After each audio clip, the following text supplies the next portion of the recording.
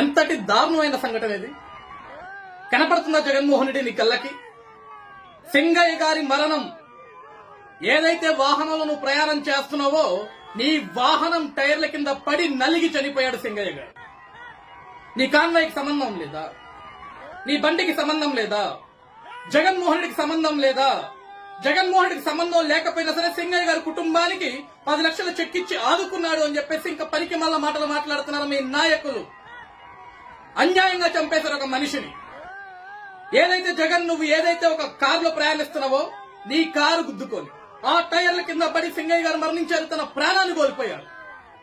కనీసం నీ కారు టైర్ల కింద పడి ప్రాణాలు కోల్పోతే ఆ బండి అక్కడ ఆపలేదు, నీ పర్యటన ఆపలేదు.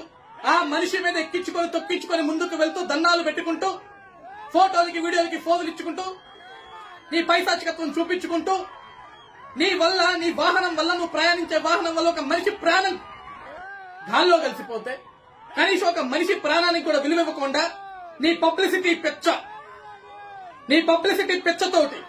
నీ పబ్లిసిటీ పెచ్చ కోసం నన్ను చూడండి, నా అందాన్ని చూడండి, జగన్ వస్తే జనం అంటేనే జగన్ అని చెప్పేసి పనికి మళ్ళా సొల్లు కబుర్లను చెప్పుకుంటూ అన్యాయంగా ఒక మనిషిని కారికి తొక్కించుకుంటూ చంపేసుకుంటూ వెళ్లిపోయి విగ్రహావిష్కరణలు చేసి మళ్ళీ పనికి మళ్ళా ప్రెస్ మీట్లు పెడతావా? ఈరోజు దీనికేం సమాధానం చెప్తారు? మా కాన్వాయ్కి సంబంధం లేదు, జగన్ కి సంబంధం లేదు, జగన్ కాన్వాయ్కి సంబంధం లేదన్నారు. ఈరోజు జగన్ కాన్వాయ్ కాదు, జగన్ ఎక్కిన కారుకి సంబంధం ఉంది, జగన్ కే సంబంధం ఉంది. ఈరోజు సింగయ్య గారు మరణానికి కారణం వైఎస్ జగన్మోహన్ రెడ్డి, సింగయ్య గారిని చంపేసింది వైఎస్ జగన్మోహన్ రెడ్డి. నువ్వు ఎక్కిన కారు ఆ టైర్ల కింద ఈరోజు ఆ పెద్ద మనిషి ప్రాణాలు కోల్పోయాడు. దీనికేం చెప్తావు జగన్మోహన్ రెడ్డి సమాధానం? ఇప్పుడు వెళ్ళు పరామర్శకి. నీ పరామర్శ పిచ్చత్తాగా లేట.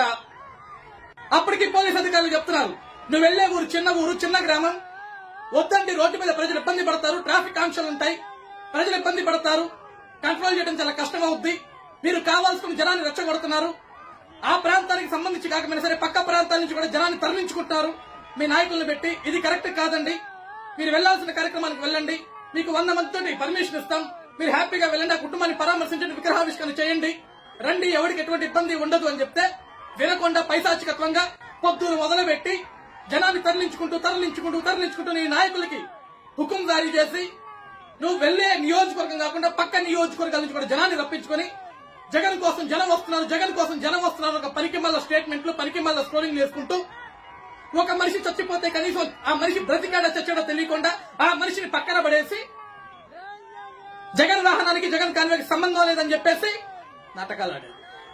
ఆ ప్రాణాన్ని తీసుకురా జగన్. ఒక పైశాచికత్వం ఇది.